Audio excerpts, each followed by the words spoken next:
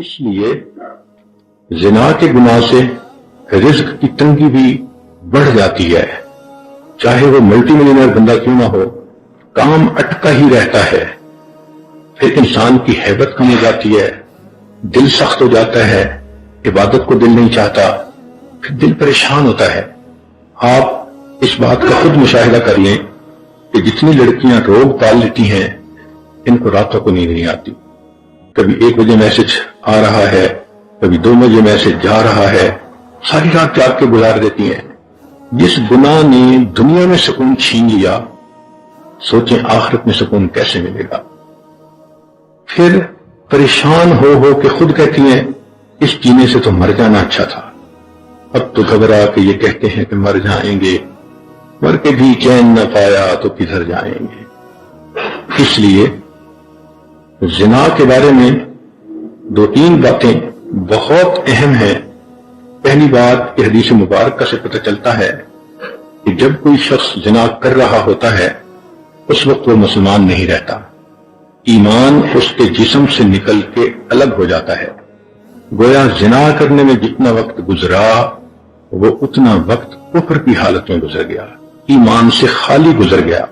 اب ذرا عورتیں سوچیں کہ جب ان کے جسم کو کسی غیر محرم نے ہاتھ لگایا یہ اتنی دیر کفر کی حالت میں رہیں، کہنے کہ تو مسلمان بنی پھرتی ہیں، لیکن نامہ اعمال میں تو لکھا جائے گا نا کہ اتنا وقت اس نے کفر کی حالت میں گزارا۔ اللہ اکبر، ایسا گناہ کہ ایمان ہی بندے سے الگ ہو جائے، پھر یہ اتنا بڑا گناہ ہے۔ حدیث پاک میں آتا ہے کہ جو انسان زنا کرے حتیٰ کہ بڑھاپے کی عمر کو پہنچ جائے اس پر 7 آسمان اور 7 زمینیں لعنت برساتی ہیں۔ ایسے بندے کو قیامت کے دن اللہ تعالیٰ آنکھ اٹھا کر نہیں دیکھیں گے، تو غیر کو محبت کی نظروں سے دیکھتا تھا، آج میں تیرے چہرے کو محبت کی نظر سے نہیں دیکھوں گا۔ یہ کتنی بڑی محرومی ہے کہ اللہ تعالیٰ اس شخص کے چہرے کو ہی دیکھنا پسند نہ کرے۔ علامہ مناوی رحمۃ اللہ علیہ کے دادا کہتے تھے کہ جو شخص زنا کا مرتکب ہوتا ہے اس کے چہرے کی ظلمت اہل باطن دیکھتے ہیں، جب قریب وہ آتا ہے تو اس کے جسم سے بدبو آتی ہے، جب وہ نہاتا ہے تو پانی کے اندر زنا کا گناہ دھل رہا ہوتا ہے، پانی دیکھ کر وہ بتا سکتے ہیں۔ امام اعظم ابو رحمۃ اللہ علیہ کا واقعہ ہے، ایک نوجوان کو نہاتے دیکھ کر انہوں نے دیکھ لیا کہ یہ زنا کا مرتکب ہوا ہے۔ ابن عساکر نے ایک حدیث نقل کی ہے، المقیم علی الزنا کعابد وثن، کہ جو زنا کے اوپر مقیم ہوتا ہے وہ بت پرست کی مانند ہوتا ہے۔ اس کا مطلب یہ کہ اگر کسی لڑکی نے کسی لڑکے کے ساتھ 2 سال افیئر رکھے تو اللہ کے ہاں یہ 2 سال بت پرست رہی، اس کا نام مومنوں کی فہرست میں نہیں ہوگا، اس کا نام بت پرستوں کی فہرست میں ہوگا۔ آج سوچئے ہم بت پرستوں کی باتیں پڑھتے ہیں تو کہتے ہیں یہ ایمان سے محروم تھے، ایسا تو نہیں کہ یہ ہمارا نام ہی بت پرستوں میں لکھ دیا گیا ہو۔ اس لیے عورتیں اس پوائنٹ کو خوب اچھی طرح سمجھیں کہ یہ زنا کا گناہ ایمان سے محروم کرتا ہے، زنا کا گناہ انسان کو اللہ کے دفتر میں بت پرستوں کی فہرست میں شامل کرتا ہے۔ یہ جو ہوتا ہے نا کسی کو محبت سے چاہنا، ہر وقت اس کا دھیان رہنا، تو میرا دین ایمان سجنا، تو اللہ تعالیٰ پھر بندے کا نام ایمانداروں کی فہرست سے نکال دیتے ہیں۔ تو کتنی عجیب بات ہے کہ جس عورت کا افیئر 5 سال کسی کے ساتھ رہا وہ 5 سال اللہ کے کاغذوں میں بت پرست بن کر رہی، وہ شرک کرتی رہی، وہ مومنہ نہیں تھی، وہ مشرکہ تھی۔ سوچئے یہ کتنا بڑا گناہ ہے۔ پھر اس کی سزا آخرت میں اتنی زیادہ کہ پڑھ کے کانپتا ہے بندہ۔ ان میں سے ایک سزا یہ ہے کہ جو زانیہ عورت ہوگی اور بغیر توبہ کے مر جائے گی تو جہنم میں اس کو فرشتے ایک غار کی طرف لے جائیں گے، اس غار کے اندر دھکا دے کر اس کے منہ کے اوپر چٹان رکھ دیں گے، وہ عورت نہیں نکل سکے گی۔ اس غار کے اندر بچھو ہوں گے، وہ بچھو اس کے جسم پر اس طرح لپٹیں گے جیسے شہد کے چھتے کے اوپر شہد کی مکھیاں ہوتی ہیں، اور اتنے بچھو ایک وقت میں اس کو کاٹیں گے، اس کو تکلیف ہوگی، مگر اللہ تعالیٰ کے کہیں گے کہ تو نے وہ گناہ کیا کہ جس گناہ کی وجہ سے تیرے انگ انگ نے مزے لیے تھے، آج تیرے انگ انگ میں زہر جائے گا اور اس کو جا کر تکلیف پہنچائے گا۔ سوچئے اکیلا ہوگا، بچھو کاٹ رہے ہوں گے، آج تو کوئی مکھی کاٹ جائے شہد کی تو درد برداشت نہیں ہوتا، بچھو کاٹیں گے اور اتنے زیادہ بچھو ایک وقت میں کاٹیں گے، جسم کی کیا حالت ہوگی۔ چند لمحوں کی لذت کی خاطر بندہ اللہ کے دربار سے دھتکارا جائے، بندہ اللہ کے نظر کے اندر مشرک بن جائے، بت پرست بن جائے، اللہ تعالیٰ محبت کی نظر سے دیکھنا ہی پسند نہ کریں، تو ایسا گناہ کتنا بڑا گناہ ہے۔ اور پھر اس کی ایک اور دنیا کے اندر بھی نحوست ہوتی ہے کہ اس گناہ کی وجہ سے میاں بیوی کے دلوں میں فاصلے آ جاتے ہیں۔ اللہ تعالیٰ اس گناہ سے بچنے کی توفیق عطا فرمائے۔ حدیث مبارکہ ہے، وقت کم ہے مگر ذرا سن لیجئے کہ ایک عابد تھا جس نے 60 سال اللہ تعالیٰ کی عبادت کی۔ کان رجل یتعبد فی صومعاتہ نحو من 60 سنۃ۔ پھر ایک دن کیا ہوا کہ باہر بارش ہوئی تو اس نے کھڑکی سے دیکھا تو اس کو باہر سبزہ نظر آیا، اچھا موسم نظر آیا، فقال کہنے لگا لو نزلت فمشیت ونظرت، اگر میں نیچے اتروں، میں ذرا چلوں پھروں گا اور میں دیکھوں گا، ففعل، اس نے ایسا ہی کیا۔ فبینما هو یمشی، جب وہ باہر چل رہا تھا، اذا لقیتہ امرأة فکلمہا، اس کو ایک عورت ملی، باتیں کرنے لگ گئی، فلم تزل تکلمہ حتی واقعہا، وہ باتیں کرتے کرتے اپنے آپ پہ قابو نہ رکھ سکا حتیٰ کہ اس مرد نے اس عورت کے ساتھ زنا کا ارتکاب کیا۔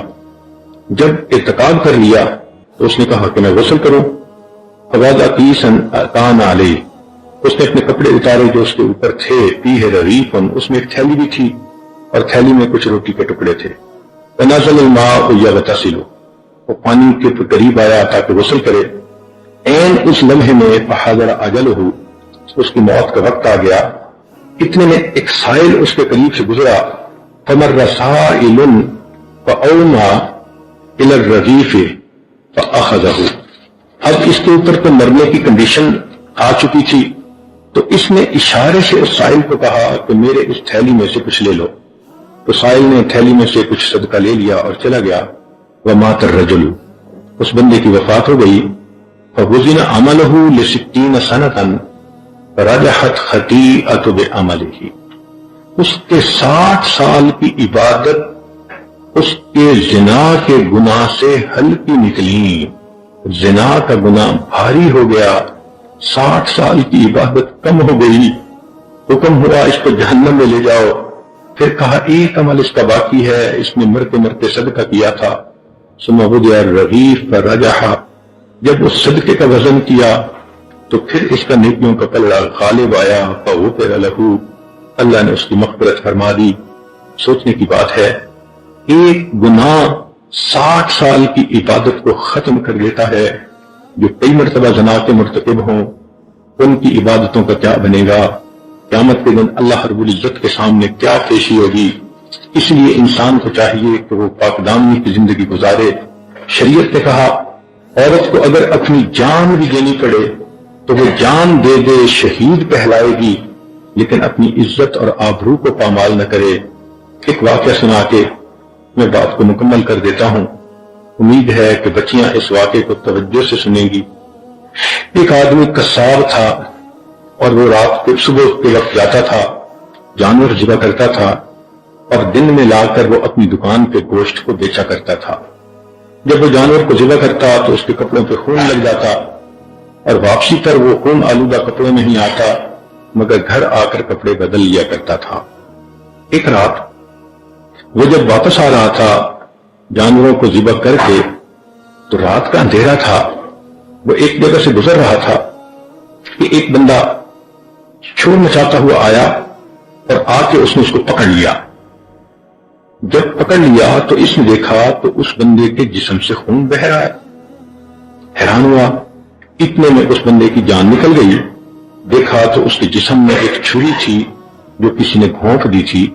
اب وہ جو قتل کرنے والا تھا وہ تو بھاگ گیا اور مقتول اندھیرے میں اس کو سمجھا کہ شاید اس نے قتل کیا۔ جب اس کی وفات ہو گئی تو اتنے میں لوگ آ گئے۔ اب لوگوں نے مقتول کو بھی دیکھا، اس قصاب کو بھی دیکھا، اس کے جسم کے خون کے آثار بھی دیکھے، انہوں نے پکڑ لیا کہ تم نے اسے قتل کیا ہے۔ چنانچہ قاضی کے پاس مقدمہ گیا، قاضی نے گواہ دیکھے، مقتول کو دیکھا تو اس نے اس کے اوپر قصاص کا حکم لگا دیا کہ جان کے بدلے جان اس بندے کو پھانسی دی جائے گی، اس کا سر قلم کیا جائے گا۔ چنانچہ جب سر قلم کرنے کے لیے اس بندے کو مجمع کے سامنے لایا گیا تو اس وقت اس کی آنکھوں میں آنسو آ گئے۔ تو جو لانے والا پولیس افسر تھا اس نے پوچھا کہ تم کیوں رو رہے ہو، تمہیں اپنی جرم کے اوپر ندامت ہو رہی ہے؟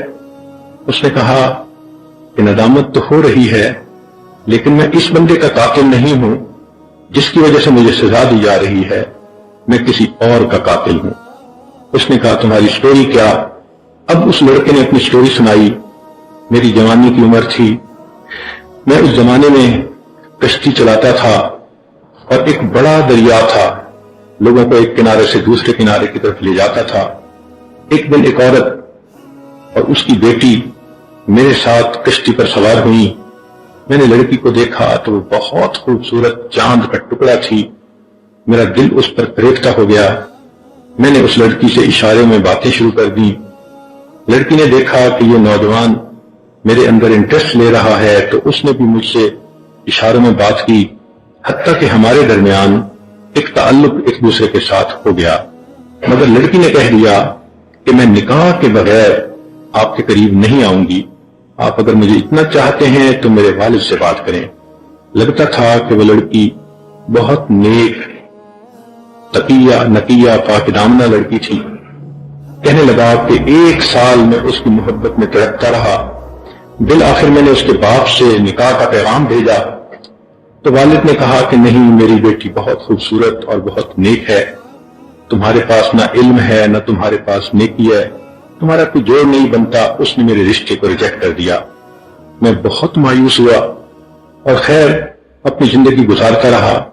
2 سال اسی طرح میرے گزر گئے۔ میں ایک دن پھر اپنی کشتی لے کے جا رہا تھا کہ ایک عورت آئی اور اس کے پاس 1 سال کا بیٹا بھی تھا اور وہ کشتی میں بیٹھ گئی۔ جب میں نے کشتی چلانی شروع کی اور میں نے غور سے دیکھا تو میں نے دیکھا کہ یہ وہی لڑکی تھی جس کو میں نے اپنی محبوبہ بنایا تھا اور 1 سال جس کی محبت میں پاگل ہوا تھا۔ میں نے اس سے بات چیت شروع کر دی۔ وہ کہنے لگی کہ دیکھو میرا نکاح ہو چکا، میرا خامن ہے اور یہ میرا بیٹا ہے، میں اب آپ سے بات بھی نہیں کر سکتی۔ میں نے کہا کہ تم پہلے مجھ سے بات کرتی تھی۔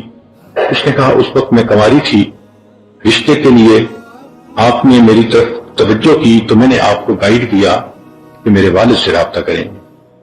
چنانچہ اب تو یہ معاملہ اوور ہو چکا۔ میں نے اس کو کہا نہیں، میں نے تمہیں بہت مس کیا، میں بہت تڑپا تمہارے لیے، راتوں کو روتا تھا۔ اس نے کہا کہ مجھے اس وقت آپ سے کوئی بات نہیں کرنی، اس لیے کہ میں کسی کی امانت ہوں۔ میں نے اس کو بہت ہی فحش قسم کی باتیں سنا کر جذبات میں لانا چاہا، مگر وہ بالکل خاموش بت بن کے بیٹھی رہی۔ میرے دل میں گناہ کا خیال آیا۔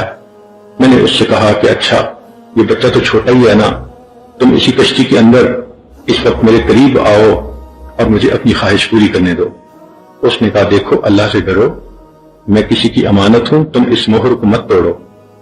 مگر میرے اوپر تو شہوت سوار تھی، میں درندہ بنا ہوا تھا۔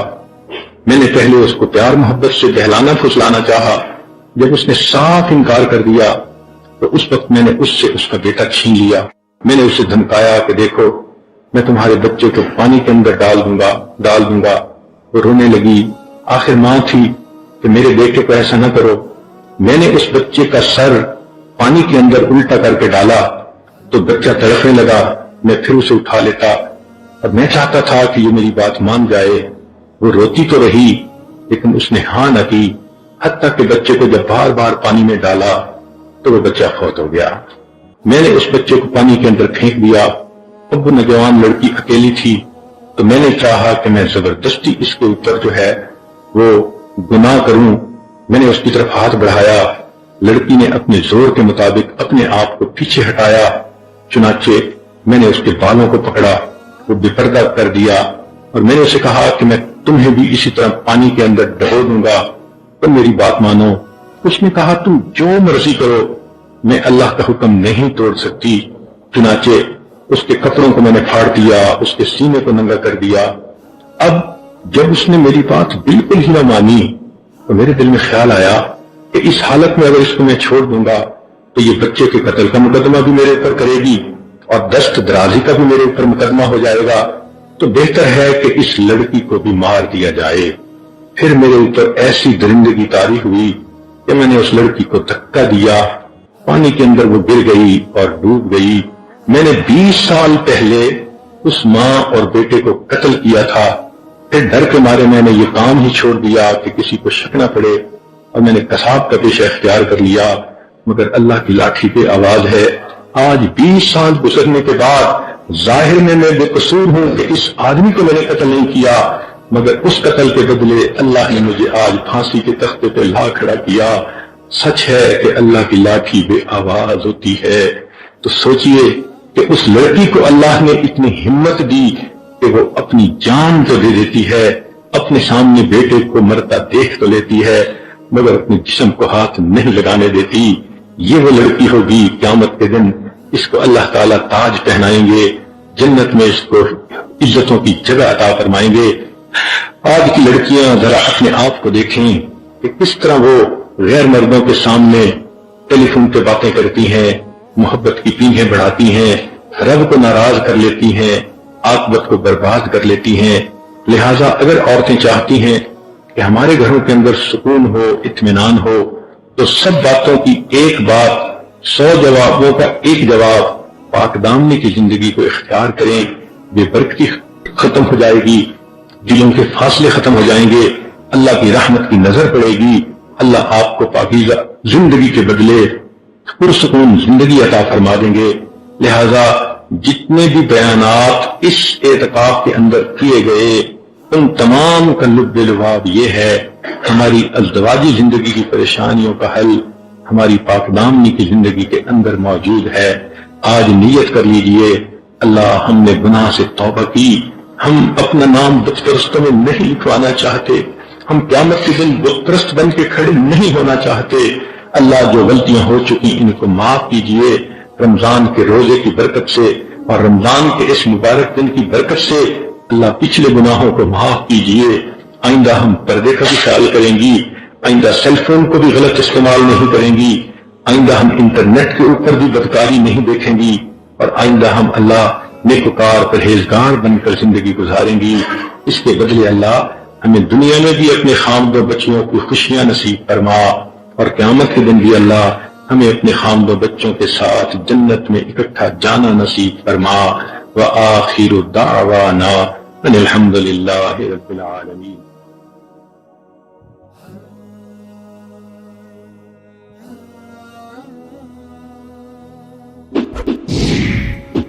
Like this video, write a comment, and don't forget to subscribe. Subscribe now.